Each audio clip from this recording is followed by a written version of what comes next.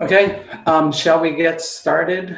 Sure. So I guess we're all here. I guess I'll just go ahead and turn it over to Javier and Miranda. We've got three items on the agenda, and I think you've got a slideshow to take us through the whole thing. So go ahead.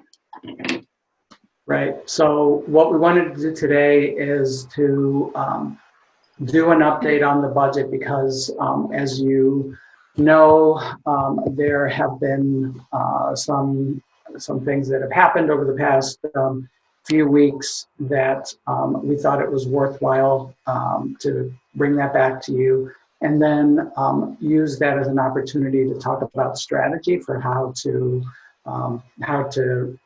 move this budget forward. So in addition to that, today we also want to talk a little bit about our cost and potential savings associated with the pandemic response. And then we're doing our quarterly year-to-date budget to actuals for quarter three. So that's what we have on the agenda today. So we're going to start with some general updates about the budget, and then talk about two potential scenarios and what the implications are. And I'm going to turn it over to Miranda to do that, and I'll provide additional commentary along the way. Okay. Sorry, I didn't mean to be flying through my slides inadvertently. I'm managing to look at three different screens here, and when I click, it changes. So sorry about that. And sorry if I look like I'm looking all over the place, because I've got some stuff on that screen, this screen, and you guys on the screen. So I'll try to look at you guys when I can. So thank you, Javier, for going through the agenda. So I'll start with just kind of some of the general budget updates. So as you all know, and we've already shared a fair amount of information, but we know about the federal funding that we're expecting to come our way. We don't have a lot of new information. The state is still awaiting formal guidance from the federal government. I think they expected to have it by now, but they haven't received it. So we're still kind of proceeding under the same expectations that the superintendent shared previously. We're hoping for approximately, as Pender had previously shared, 83% or so of our Title I allocation. It still remains unclear whether or not it's going to be based on this year's Title I allocation or next year's Title I allocation, which is substantially less. So hopefully it's based on this year's Title I allocation. If so, we'll expect it to be around 2 million. If it's based on next year's, it's closer to 1.7. So I feel like it is likely to be this year's. So we're hoping for 2 million, but we have to kind of recognize that there's still a range possible until we get more information from the state. So it's going to be managed like a federal grant is managed, but the expectation is there'll be far fewer restrictions. We don't have all details on what that means, but it seems like there's going to be a pretty wide range of what we can spend the funds on. And we expect the period to run through September of 2021. So there will be a little bit of ability to roll that over into the following fiscal year. But as of now, we don't expect it to run further than a few months into the following fiscal year. And like I said, the state is waiting for the final guidance from the feds, and they'll share that with all of us as soon as they get it. Any comments on that? Federal funding or anything? Okay. And so the big exciting update, did that for Emily. I don't know if you just saw my exclamation point pop in there, is that we were very surprised to learn from Anthem that we're not going to see an increase to our rates this year. And that was completely unexpected all around. So it's great because I had built in a fairly sizable increase into the budget. So it's really representative of a lot of savings. So it saves us about $645,000. It's very substantial. And just to clarify what it really means, we will still see an increase in our employer contribution for PEA and PAA, the way the bargaining units, the way they have contract, the way the contract is stated. basically we make them whole for last year. So right now employees are paying a small, but nonetheless making a contribution to their health insurance, employees with single coverage, and they won't next year. So essentially the 3% increase in the employer contribution is a transfer to our employees. So they'll be making a smaller contribution to their health insurance. So it does represent a bit of an increase just for those 2 units, 3%, and then everybody else 0% in our budget. So excellent news all around, not only for us and for the budget, but also for employees. No, they're not going to see any increase in their contributions, and then those 2 units will actually see a decrease. So it's great. That's pretty much it for the real substantial updates since we last. Just the full amount. You never actually said it. I mean, it's on the slide, but $650,000. All right, so moving back to kind of the budget scenarios we are looking to strategize about. This is a slide you've seen before, so we're basically kind of looking at sort of 2 different scenarios. So the first is really about the resources, right? So the economy is in chaos right now. Our resources are more constrained than we expected, and we previously, the superintendent's recommended budget was a 3% tax rate increase. We thought that was a fairly modest request at the time. Now that seems like a big increase and less likely to be passed or approved by the city council. So we're hoping to target a 0% tax rate increase. And so when I posted these slides earlier today, I had that 3rd column labeled as reduction required, but really it's a gap because we can fill that gap with revenue or with cost reduction. So I've now labeled it a gap. But so basically, if we want to get to a 0% tax rate increase, we have a gap of 2.85 million versus the recommended budget that was put forth earlier. And then the second scenario is less about resources and more about process. So it's the scenario that we'll be in if we just don't pass a budget. Before July 1st, we'll be required to roll over our budget from this year until we do pass a budget. So getting to a place from our current proposed budget to that figure is a gap. There's a gap of 5.2 million incrementally on top of the if you figure you already get down to a 0% tax rate increase incrementally to get then down to a rollover budget, it's an additional $2.3 million. So those are the 2 scenarios we're going to talk about and think about some strategies for filling in those gaps. Did you have any additional comments, Javier? No, I guess I could say this now, or I could say it later, but since I already started, I'm going to say it now. That one of the scenarios under which we would wind up with a budget that isn't passed, and we would have to then continue for the full year with that budget, is one where we would potentially miss deadlines that are in the charter. And so, as you know, we have been working to get dispensation from those timelines and steps that are in the charter and statute. And we continue to be given assurance by the DOE and by MSMA that is on the governor's desk, and that she will, in one of her upcoming proclamations, will provide that dispensation. So it's not, it hasn't happened yet, but I'm confident that that will in time happen. So we're really, to Miranda's point, really thinking about just if the budget isn't passed by July 1st, this is the scenario, the gap that we would be looking at. So this is not because we expect that we will not be able to pass a budget, because we have missed deadlines along the way. Yeah, and the only other thing I'd want to say is the strategy for filling these 2 gaps, because of the difference, one being about resources, one being more about process. So the strategies are pretty different, and so that's what we'll get into in the next slides.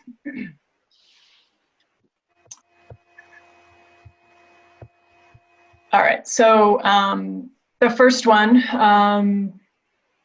getting down to a 0% tax rate increase, suddenly looks a lot less daunting than it would have if we were talking about this, a few months ago, mainly because of the expected funding from the federal government, and also a big chunk of money, $650,000 coming off our health insurance budget. So in addition, we had an additional retirement, $45,000. It's just indicative of how much money some of these, how much retirement savings adds up quickly. But if we have additional retirements, perhaps that number could go up.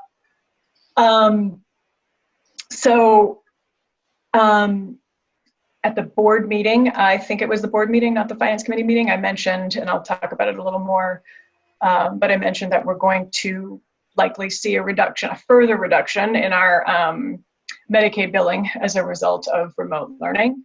And the seed that is associated with that billing isn't going to present us savings this year because it's got a half a year lag until we see it. So it'll actually present a savings to seed for next year. So it's something that we can reduce in our budget for next year. And the projection at this point is a shortfall of about $325,000. So this is representative of approximately what the seed would be on those shortfalls.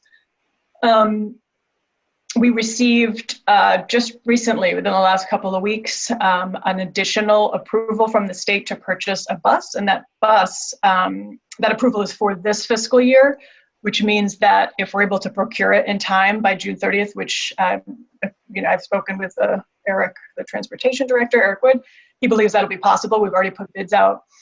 We should be able to acquire it by the end of the year, and in that case, we'll see actually $91,000 more in our EPS subsidy for next year. So that's a nice little bonus. And between all of those things and the two big chunks of money with the health insurance and the federal funding, it looks like we should be able to fill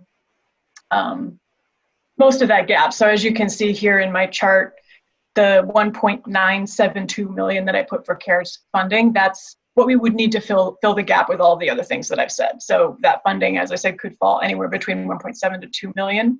If it's close to 2 million, we essentially have gotten ourselves to closing that gap. If it comes in a little less, we'll have to figure a little bit more out. But this is kind of how things look at this point.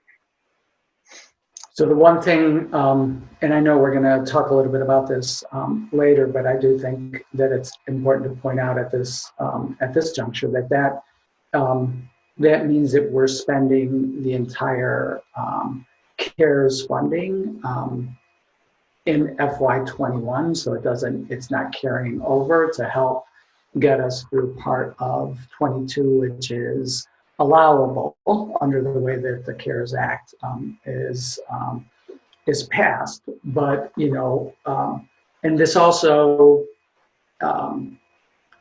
assumes that we will be able to basically shift existing costs into the CARES funding. So when Miranda talked about it in the previous slide, she said that it will be run through the title formula, but with significantly more flexibility. So this is assuming that we will have significant flexibility, so that, for example, we may be able to shift existing costs that are currently borne by the general fund into these federal funds for the time being.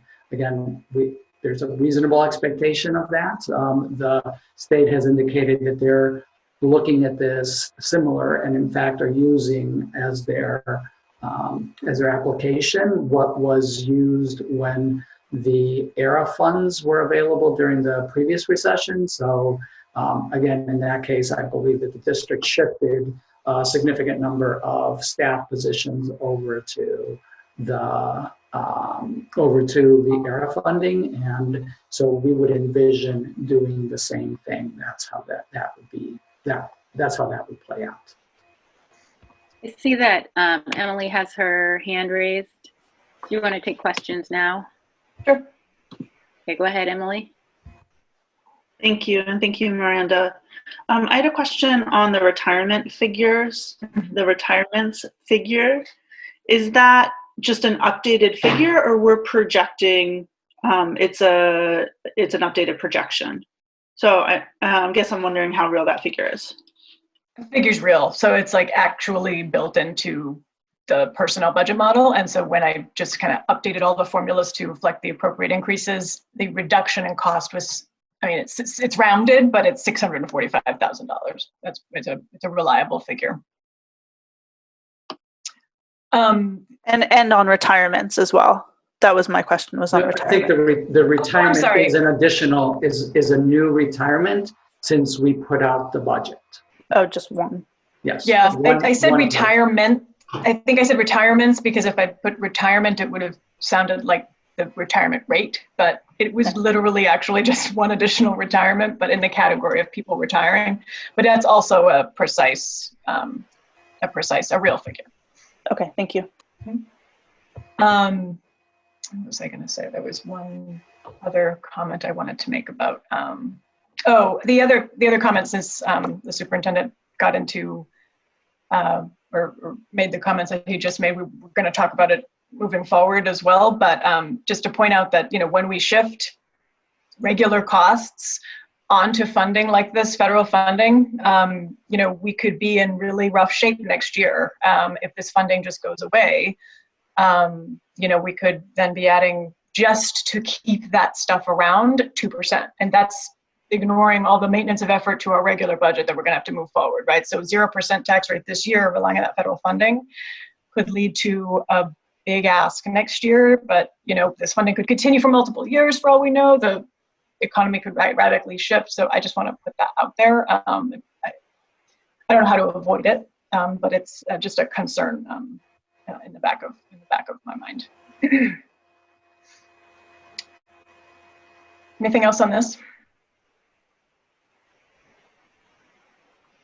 I don't think so. Okay. So the next scenario, the kind of rollover budget scenario. So starting off with the total gap of 5.2 million, and then having already gotten us to the 0%, we've cut down 2.85 of that gap, leaving us with an incremental gap here of about 2.3 million. And so, the strategy for this is really very different from the strategy for reaching a 0% tax rate on the prior slide. So here we really just, we want to open the year conservatively and have a way to be on track to keep spending within a $117 million budget until we know that we've got something passed. So the approach here wouldn't be to make sweeping cuts, but to identify, ways to hold funds in certain areas until we know that we can work within the larger budget and the budget is passed. So this is a starting point, just an illustration of kind of one approach to this and the types of choices that, we've had to make and kind of the places that we're zeroing in on. We'll also say, this can work if we, get a budget in early summer. If it looks like it's going to go on for much longer than that, this plan would certainly have to evolve. So basically we're starting off thinking about supplies reductions or holds, and parcel of this particular strategy is the expectation that schools can spend down the budgets that they have this year, get nice and stocked up on their supplies, and they probably won't go through them the way that they normally would in the last 3 months of the year, being in a remote learning environment now. So it seems somewhat realistic to think that they won't need to be doing a lot of supplies purchasing really early in the year next year, and that this could potentially actually be a feasible hold. Professional development is one of those places where you can kind of put it off, and a lot of it is already in the end of the year anyway, or towards the end of the year, so it seems like another place. Just to explain the slide, basically, we have a $2 million supplies budget. This is represented, that $500,000 hold would be 25% of that. In professional development, we have a $630,000 budget line. This represents about holding kind of half of that. Field trip transportation, overtime, or other small areas we thought might work for holding expenses. And then the biggie, because we have, 80% of our budget in positions and salaries, you know, we'd have to think about holding vacancies, holding a good portion of our vacancies. So after we add up the savings in the other categories I just went through, we're left basically with a $1.3 million gap. We're looking right now, you know, working with Barb, we've come up with the list of vacancies that we expect at this point to be posted for positions for next year. We're seeing about 50, 53, 54 at a value of about $2.9 million. So this line that I have in this slide is just under half of those positions, just under half of that value. So we would still expect or plan to move forward with a fair amount of hiring, but we're going to institute a process, a committee process, whereby we're reviewing all of the vacancies and you know, making decisions about which to prioritize and put forth right away and which to hold, and basing those decisions on programmatic impact as well as how hard the positions are to fill. Some types of positions are easier to fill than others. So, you know, we're looking to do this and be conservative in this way until we get a budget. And quite frankly, I don't see how we don't start the year with this year's budget. You know, the state referendum is now scheduled for July 14th. So I don't see a way around this. I just hope we can actually get it to a place where we can actually be on, you know, have a referendum that day. So I think that's the best case scenario right now. So I think we have to be realistic that we have to basically do some form of what's on this slide. So Ms. Figdor's hand is up, Miranda. I think it might still be up from before, or is it a new question, Emma? Sorry, I gotta get into the lower No, that's okay. my hands. I always forget to put my hand down. Anybody else have any comments on that or questions? Okay. I have one question. Just any idea of what we're looking at for those positions at all? Any idea of what? Where those positions would be? Are we looking at? Yeah, I mean, we have a detailed list of all of those vacancies, and that's what that's how we arrive. I mean, I think Miranda said that this is 24 vacancies out of 50 some that we would need to be able to hold. So we've got a process now to go through them, and it's, you know, it's number. I mean, we have several custodial positions. We have a number of special ed positions, classroom teacher positions, and so on, that are current vacancies now. We have a substantial number of retirements. We have a substantial number of new positions that are proposed in the budget that is for your consideration. So all of those together add up to the 50-some positions. And what we are implementing is a process for, obviously, the new positions we wouldn't be able to hire for until the budget was approved. We oftentimes will actually post those positions and say contingent on funding and anticipated and things along those lines. So we may still do that because some of those are, for example, the special ed positions for the secondary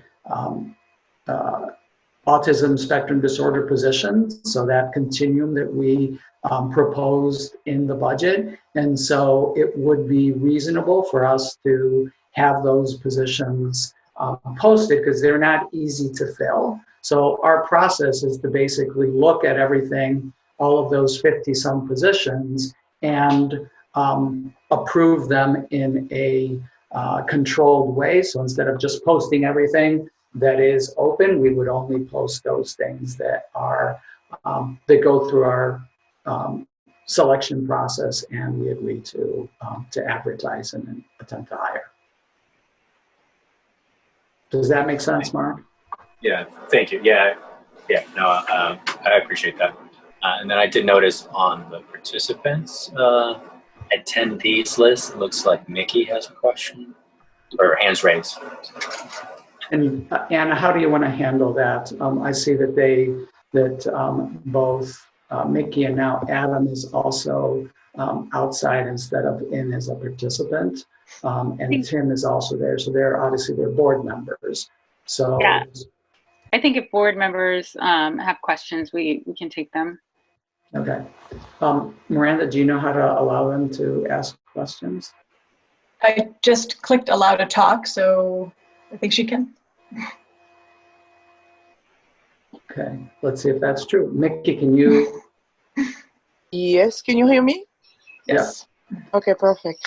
I have a question on overtime. We're holding 50% on the overtime. Can I know exactly which area of the district those on the staff or over the teachers? Can you explain a little bit? Go ahead, Miranda. I was just going to say that most of our overtime, and this is just what because coming to my mind, but most of our overtime is facilities and transportation operational departments, maybe school secretaries perhaps. There's no overtime for teachers, or I guess ed techs can have overtimes, they're hourly, but yeah, it's mostly operational administrative staff. Oh, okay. All right, thank you. Yeah.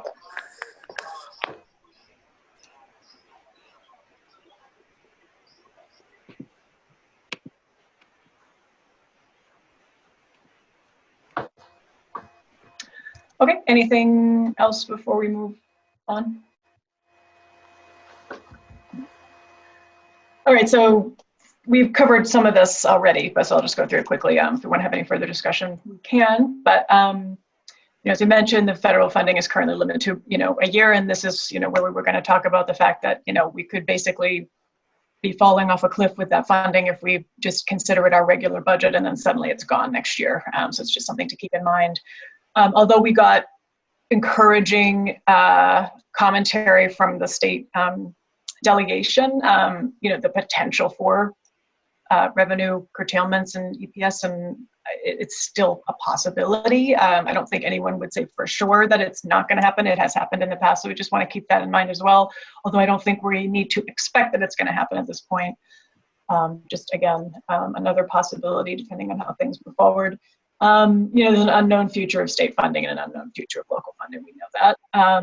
That's not news, but since our known future for state funding really wasn't that good to begin with, it is a concerning, even more concerning, just to think about how our state funding could look in FY22.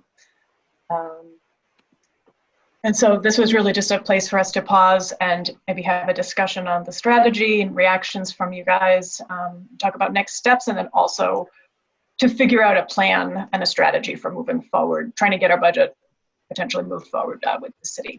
So. Emily's hand is up.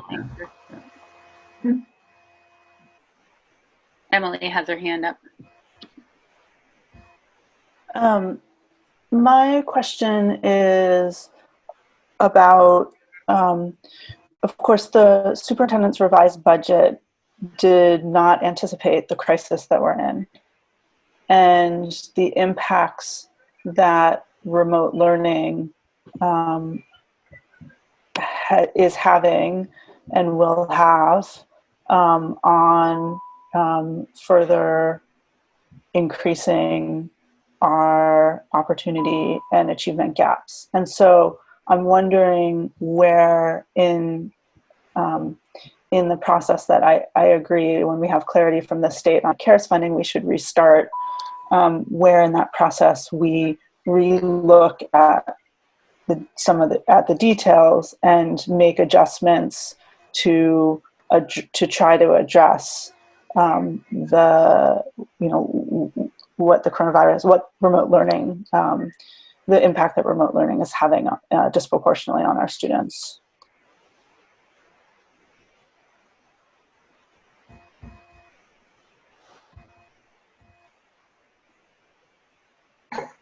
Do you want me to answer that, Javier? Are you thinking? I didn't think that was a question. I thought it was a statement. Okay, did you?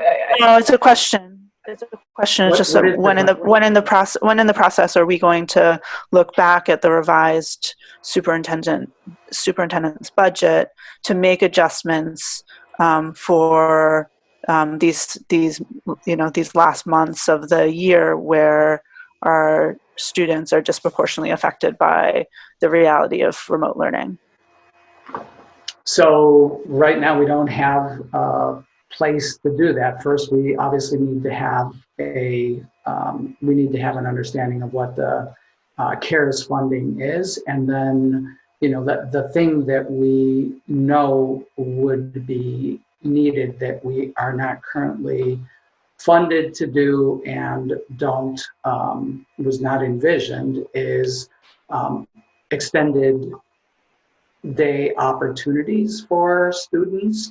And so, at the appropriate time when we engage in the budget, we will need to talk about that, but we'll also have to talk about it in the context of what the resource capacity is. So is that something where we would be further reducing existing proposed programs, or would it be where we are actually adding to the budget? So I think that's the question. I think right now we don't know that we are getting the 1.9 million that you saw in the previous slide, which would be what we need just to basically to come in at a 0% increase.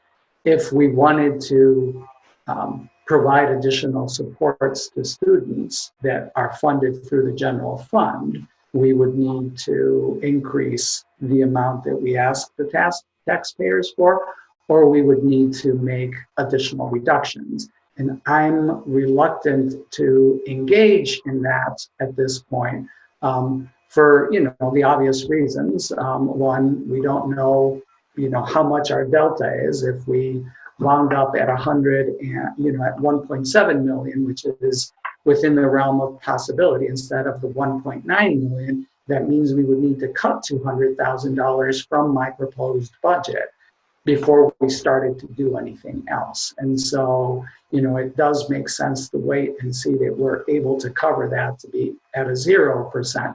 Then I do believe that the board needs to engage with the council on the possibilities of what could potentially be in a tax increase, and then we can have a policy level conversation about whether the board has any interest in reducing in other places where that's been incredibly challenging, as to try to move through the finance committee and the board.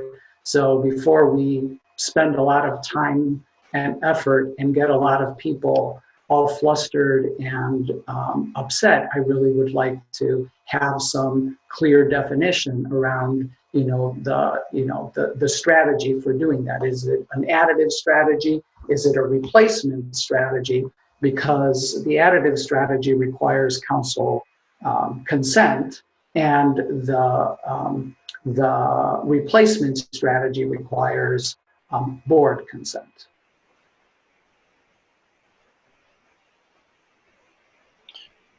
I agree on the timeline in terms of figuring out, getting clarity on the CARES funding first. I just wanted to acknowledge that that the environment has changed, and so I think the budget, the budget priorities should change to reflect the new reality. And so I agree it's premature now. I just wanted to acknowledge that we need to have that discussion, get to that place. Yeah.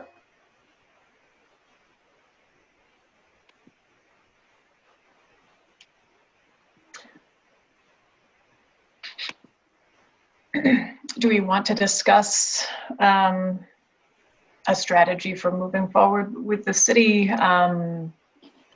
once we actually get to a place where we know precisely what's going on with the CARES funding, or do we want to save that for another meeting?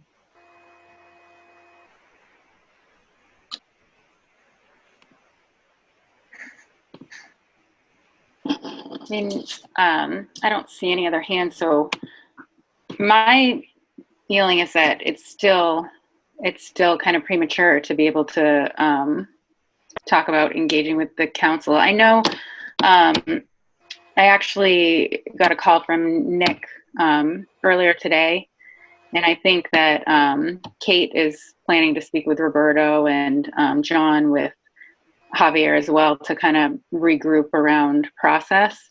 But one thing that he mentioned was that they're not planning their next finance committee meeting until May 14th.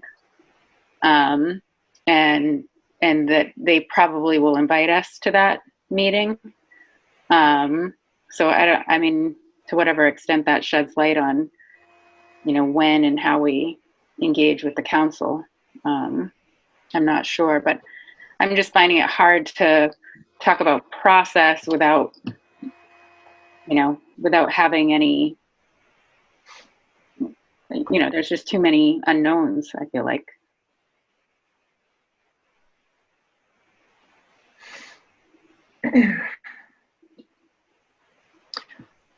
Okay, so I guess next steps are to, for now, hope that the feds give the guidance to the state that we're looking for. We can get some real clarity on the CARES and then come back and discuss next steps. I mean, would others agree that that's kind of, that's all we've got right now?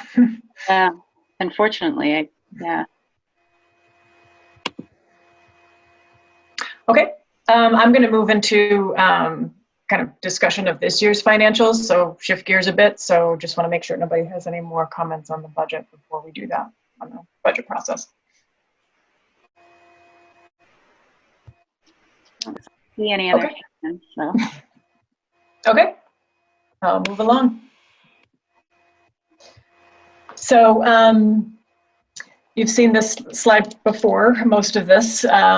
This is just an update kind of on the pandemic related both costs and revenue losses that we're looking at.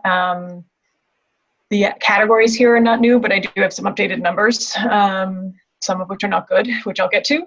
So the technology number is a bit updated. I think I had 75,000 in here last time, and this is increased because now we know we're not returning for the rest of the year. So the hotspot costs are monthly, and so now just had to extrapolate those and assume about 3 months of those services. And we've distributed about 500. We may continue to distribute more, but if we land with this new estimate is for about 600 for 3 months at 40 a piece. And then in addition, there's some as an estimate in here for some technology platforms still. So tents for food distribution, we talked about that before, printing supplies, overtime, April vacation food distribution coverage, because these staff are normally not paid over April break. These are extra unbudgeted staffing costs, about 30,000.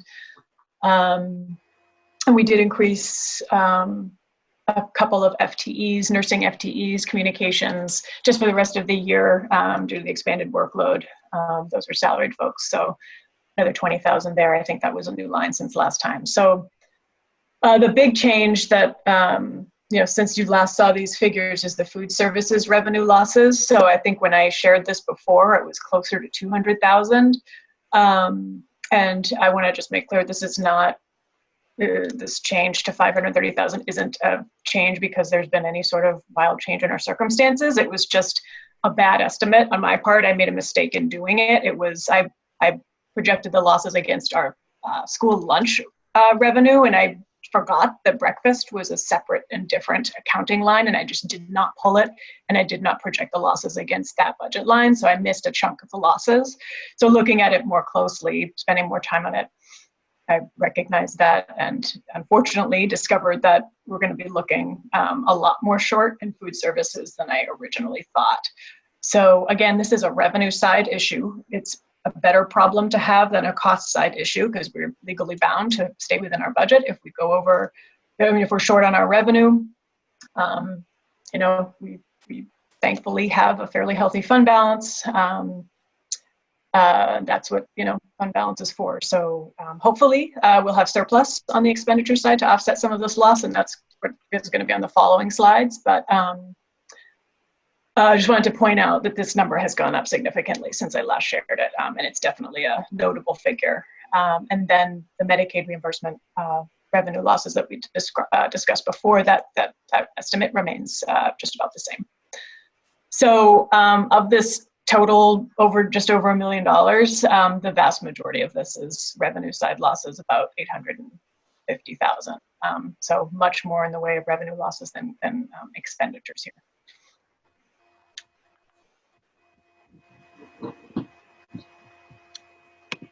Okay. So some of the savings, which I don't think I've put out in a slide form previously, spent a lot of time looking at this. So this is the pandemic kind of related savings. I'll talk on my next slide about just some general surpluses that we have. It's specifically related to the pandemic, field trip and athletics transportation costs, spring athletics. So this includes savings related to coaching stipends, officials, facility rentals, and field maintenance. Not all of this is definitively known or decided. At this point, this estimated amount in stipends reflects an assumption that we pay a third. We do not have a final decision on that yet. That's built into this figure. And this also presumes that the city is willing to give us a break on some of the field maintenance because we're not holding a spring baseball season. So I can't. I'm sorry? Or lacrosse. Right. They call it the ball fields charges. So yeah, but it's, yeah, the spring field maintenance costs last year were $56,000. I built a savings of about 30 under the assumption that, you know, we would still want to contribute to some of the maintenance. The fields still have to be maintained to some extent, even without a lot of use, but it does definitely stand to reason that we should talk to the city about, you know, paying a little bit less towards that, given that we're not actually using the fields. Photocopying, you know, people aren't in the building, so. Miranda, before you move off of that, I know that there are people in the audience who are particularly interested in the issue of stipends for coaches. Of that amount of the 215, you said that that assumes that we're paying a third of the stipends to coaches for the season. What's the remainder? What's the, you know, the 70% the total of that 215? How much is that? How much is the savings? How much of that comes from the only paying 30% of the coach stipends? 74,000. I see Roberto has his hand up. Okay. Just a question about, you mentioned on paying the 1/3 of the stipends. What's, just to explain the, I guess the process to approve that, or how that's being discussed. So I don't,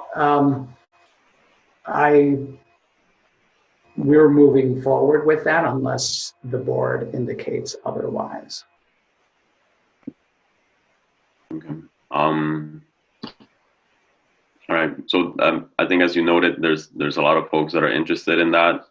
So I just maybe want to allow the board some space to have that conversation.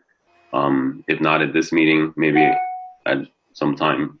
But I'm not sure what would the timeline look like, by when, if you need the board to weigh in on it, what would be the timeline where you would need us to make a decision if that's the case?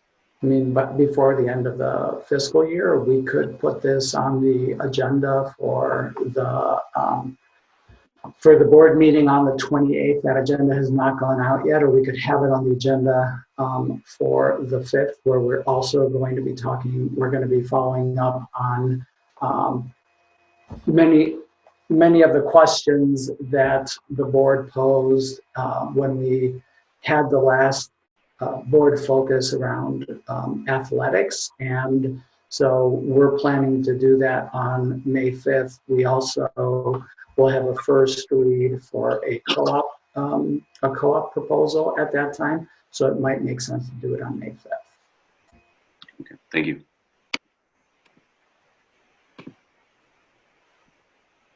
So other areas of savings, crossing guards, we've learned that, I'm not sure if everyone is aware that we use an outside service, a vendor for crossing guards, and it sounds as though they have, this is secondhand information, I don't know this definitively, but they furloughed their workers. We're not expecting to receive any more bills from them for crossing guard services. Student transportation is similar. This is, our billing is based on ridership. So we've got about 55,000 remaining in that budget that we don't expect to be billed. Gasoline costs for our buses, and the contingency fund is now completely available with, the only thing that we had slated for expenditure from the contingency fund to date was the conference, which has been canceled. So that's 20,000 there. But really, what that means is the full contingency remains unavailable and uncommitted. And additionally, some overtime. So just to be clear, I've got overtime on both of these slides. I recognize it's more just to kind of show that there's different types of overtime costs being incurred, and then less overtime in other areas. So it probably just about nets out. So I'm not really concerned about extra overtime costs, and any overtime savings that we have will probably offset some of the extra work that our multilingual staff are doing, et cetera. So and a couple of large areas of savings that we've mentioned, subs is a big one, but it isn't necessarily an area of savings that's going to free up surplus for us. It's actually an area where we were going to otherwise be over budget. We were on pace to overexpend that line by about 170,000. And so with the savings, it basically just brings us back to within budget. So there's definitely some savings, more than, I'm showing a 0 in the chart, but about 150,000 we expected. So what it does is brings us back within budget.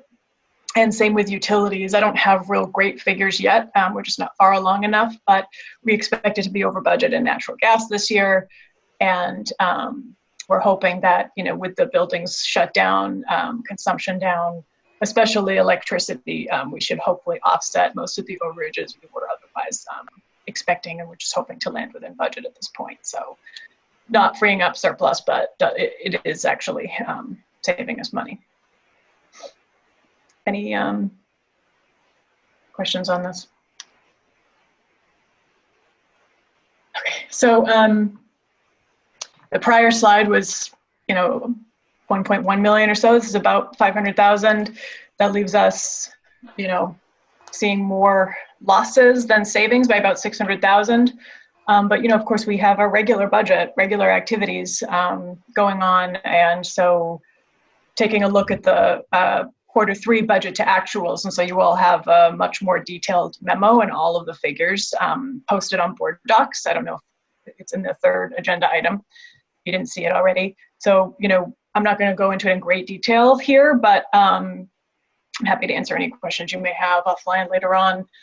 There wasn't a whole lot that was super wildly different from the mid-year review.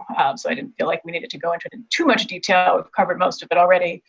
But basically, we have, some just regular surpluses. We're actually, this budget year, we're in better shape than we were last year at this point in time. Last year, we had subs overages, utilities overages, student transportation overages, tuition overages.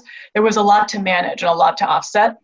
And, superintendent, all of you, my predecessor, made the appropriate adjustments this year, and we're not seeing those overages this year because of those adjustments and some strategic changes. And I don't see a lot of places where I'm projecting a significant deficit. So basically, Like I said, when, the subs and utilities back within budget. Otherwise, they would have eaten up quite a bit of surplus, but instead hoping those will land within budget. And then our projected surplus areas, regular salaries and benefits, projecting at this point, it still scares me to make these projections. It's a lot of money, and a little bit of change goes a long way. There's still 3 months of the year, but projecting 300,000 to 500,000 or so on the bottom line there.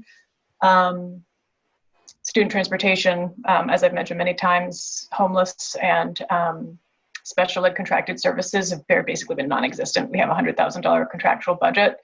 I think $3,000 has been spent. So, 90, could be 95,000 left over there. And just to remind you, we did cut that budget for FY21, brought it down to 30,000 as a result of these savings here. And then the full contingency still remains, as I mentioned. So the one deficit I'll note, we are projected to go over budget on health insurance this year. There was a lot of, there were a fair amount of FTEs added this past year, and that makes it a lot harder to estimate. We don't know what their elections are going to be, family coverage, single coverage.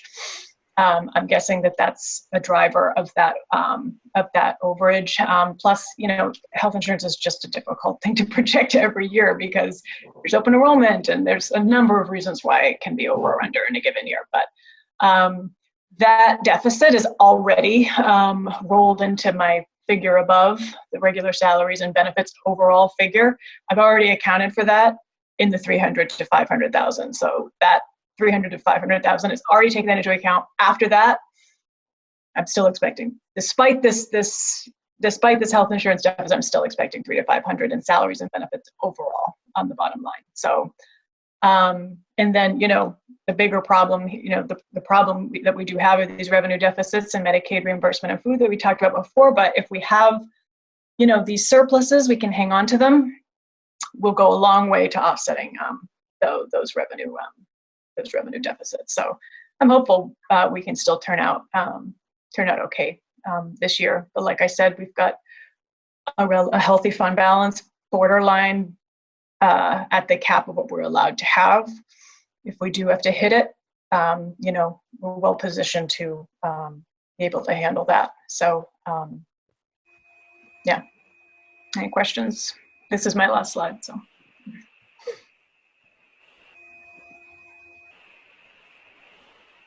I don't see any hands. So, so the Q4 revenue deficits due to COVID, are those unknowns at this point, or is that?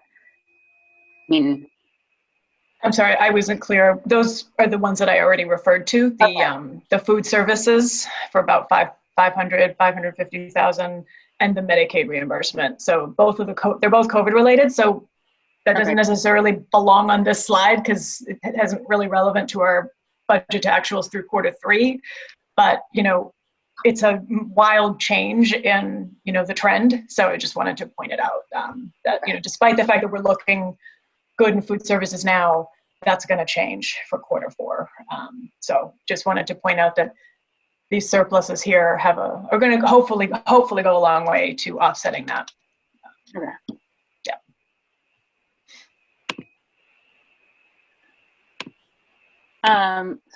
We do have a hand here. Emily.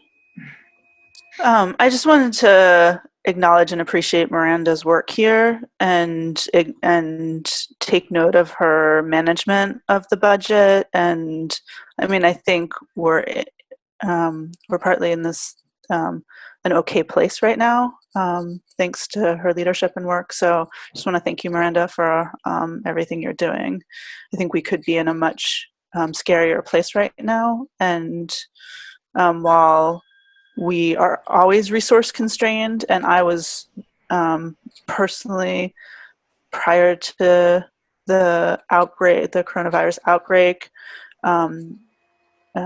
not satisfied with the proposed budget. I feel I feel like we could be in a much worse place than we are. So I just wanted to acknowledge and appreciate all of your work and management of this current budget, and the process of looking ahead and putting together next year's budget. Thank you. That's very nice of you to say. Appreciate that. I also want to highlight that the process that we described earlier for the review of the vacant positions is something that both Miranda and Barb have worked very hard on, and it is exceptional work. And I do think that they deserve the credit for that.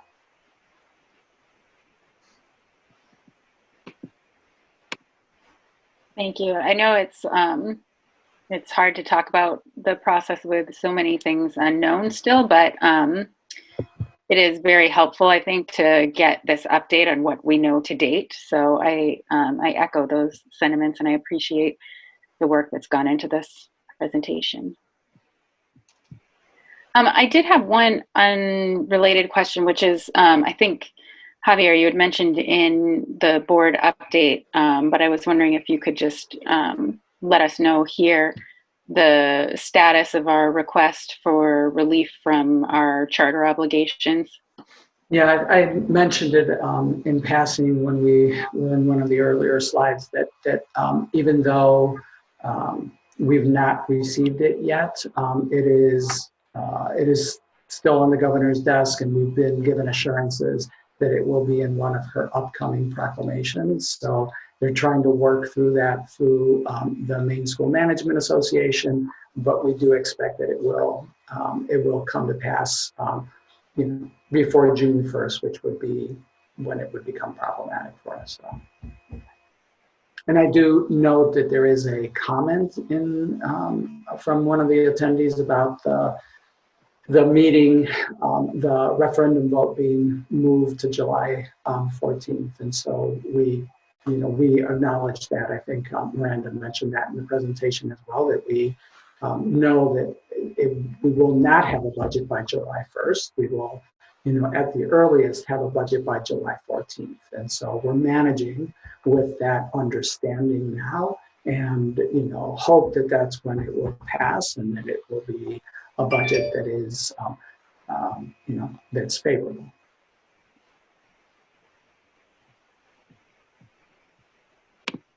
All right. Anything else? Not from us. I don't see any hands. Oh, one hand. Roberto.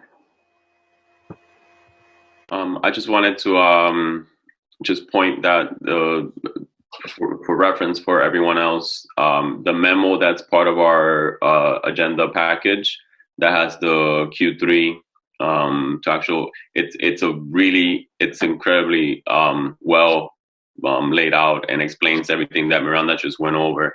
So for reference, that I think that's a great document for people, other than this recorded meeting, of course, but it's a great document for people to understand. While we were doing this, there was an email that came by. I think Marnie was intending to attend our meeting tonight, but there was another issue with her logging in. So again, just the memo. It's just a great way to go over what we just discussed today. And the PowerPoint is also posted, so you have the PowerPoint that we just went through.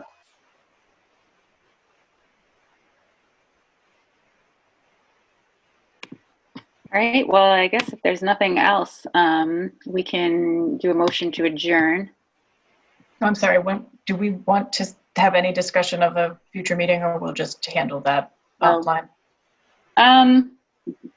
Should we set a meeting date now?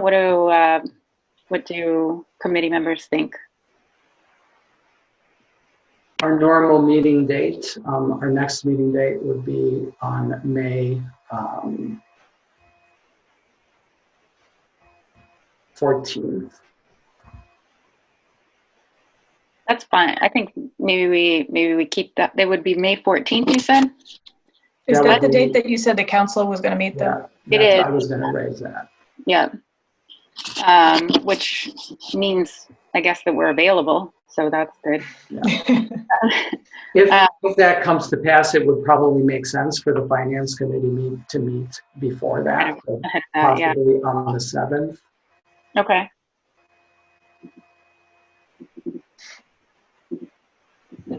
Does that work for committee members, the 7th? That works for me. And Emily's nodding, so yeah. So let's pencil that in then. And is at 5 like today, or 6 is more typical? Either works for me. So I think the only reason we did 5 today was because there was a DABC meeting after this originally. So unless others want to do it at 5, I don't know, revert back to the normal 6 o'clock or. Mark, do you have a preference? Yeah, I prefer 6 o'clock. There are times when I work past 5:30 sometimes. Okay. So we'll do 6 then. Okay. So I think if that's it, then I'll take a motion for adjournment. A motion to adjourn. Yes. So motion by Emily and seconded by Mark. Second. And all those in favor? Aye. Aye. All right. So we're adjourned.